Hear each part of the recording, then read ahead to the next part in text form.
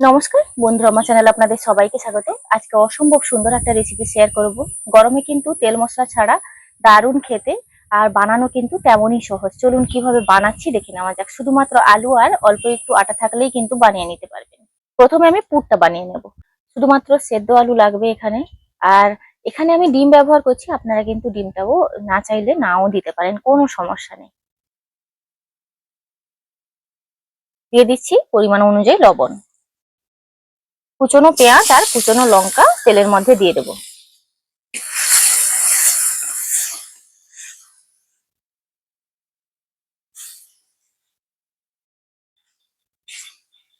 অল্প একটু হলুদ দিয়ে দেবো।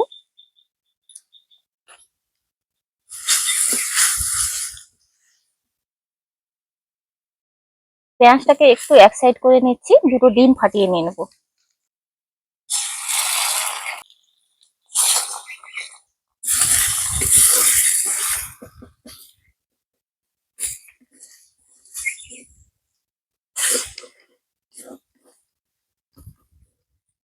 কয়েকটা সেদ্ধ আলু নিয়েছি, হাতে ভেঙে ভেঙে এইভাবে দিয়ে দিচ্ছি।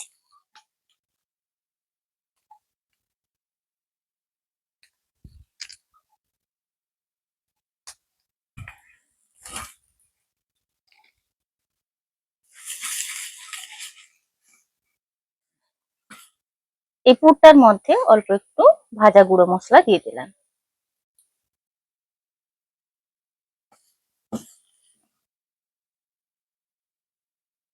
আপনারা কিন্তু পছন্দ অনুযায়ী এখানে মশলা অ্যাড করতে পারেন, ম্যাগি মশলা চাইলেও দিতে পারেন। এখানে দেখুন আলু ডিমের পুরটা পুরোপুরি তৈরি। এবার নামিয়ে নেবো একটা প্লেটে।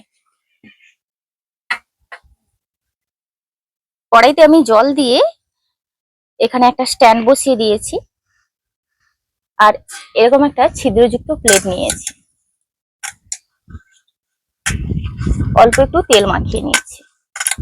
অতি অবশ্যই কিন্তু তেলটা মাখিয়ে নিতে হবে। এই কড়াইয়ের উপরে বসিয়ে দিলাম। এখান থেকে আলুর পুরটা নিয়ে বলের আকারে তৈরি করে নেব, ছোট ছোট বলের আকারে।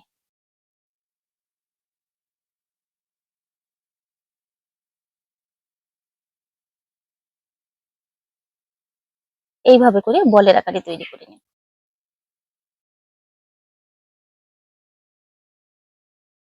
এই বাটিটাতে আমি শুকনো ময়দা নিয়ে নিয়েছি, আপনারা এর পরিবর্তে আটাও নিতে পারেন। আর একটা বাটিতে নিয়েছি জল, আর এই জলটা নিয়েছি নর্মাল জল। দুটো বাটি কিন্তু পাশাপাশি রাখবো। এইভাবে পুরটা কিন্তু বলের আকারে তৈরি করে নিচ্ছি, আর এই শুকনো ময়দার উপরে দিয়ে দিচ্ছি।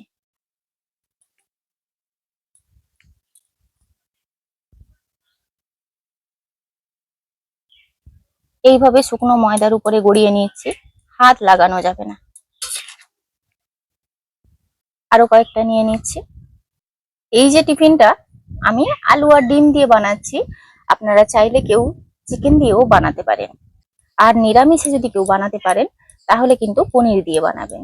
ভীষণই সুন্দর, বানানো কিন্তু ভীষণ সহজ, একদমই নতুন রেসিপি।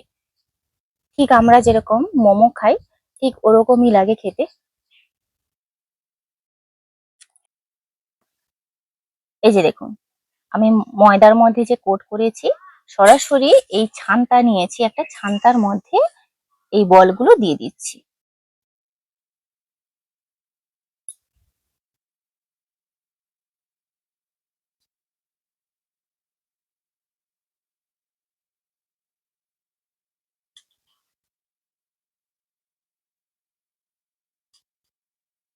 এইভাবে জাস্ট 2-3 সেকেন্ড রেখেছি। আবার এই শুকনো ময়দার মধ্যে নিয়ে নেব।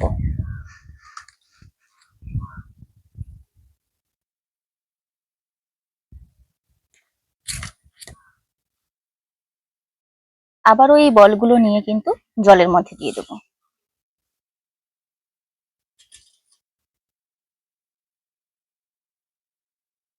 আমি একটা একটা করে করছি।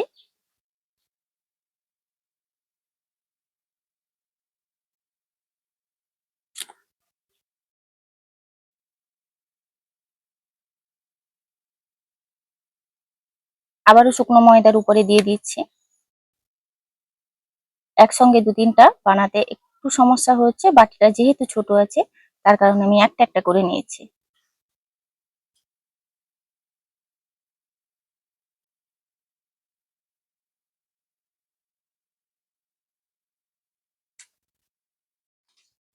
এই যে দেখুন, টোটাল আমি 3 বার কোট করেছি, মানে 3 বার জলে দিয়েছি, 3 বার শুকনো ময়দায় দিয়েছি। লাস্ট বারে আর কিন্তু জলে দেওয়ার দরকার নেই, সরাসরি এটা ভাপানো হবে। সরাসরি এই ছিদ্রযুক্ত প্লেটের উপরে দিয়ে দিচ্ছি।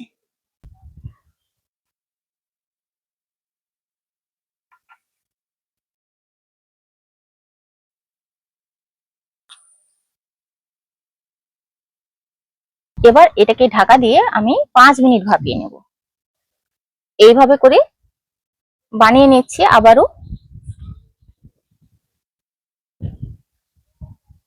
এদিক থেকে 3 বার কোট করতে হবে, জলের দিক থেকেও 3 বার জলে ডোবাতে হবে।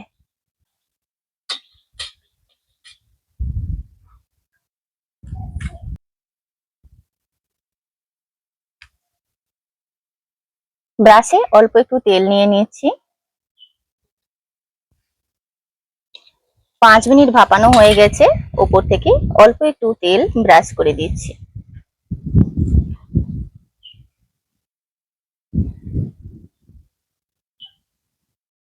5 মিনিটের বেশি ভাপালে কিন্তু এগুলো ফেটে যাবে, মোটেও ভালো হবে না। এগুলো কিন্তু পুরোপুরি হয়ে গেছে। তেল দেওয়ার কারণে তুলতে কোনো রকমের সমস্যা হবে না। তো আপনারা কালারটা দেখেই বুঝতে পারবেন। একটা একটা করে নামিয়ে নিচ্ছি।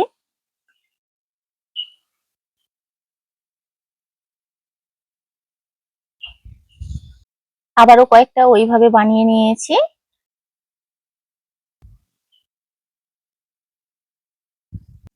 আবারও 5 মিনিট ঢাকা দিয়ে দেবো। এইভাবে করে আমি সবগুলো বানিয়ে নিয়েছি। এবার আপনাদেরকে একটু ভেঙে দেখাবো, খেতে কি বলবো অপূর্ব সুন্দর।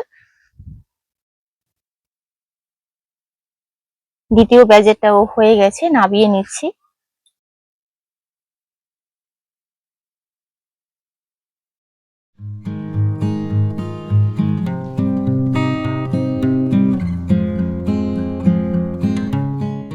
তো আপনারা দেখলেন কত সহজে কিন্তু এই টিফিনটা বানিয়ে ফেললাম, ঠিক মোমোর মতন খেতে লাগে।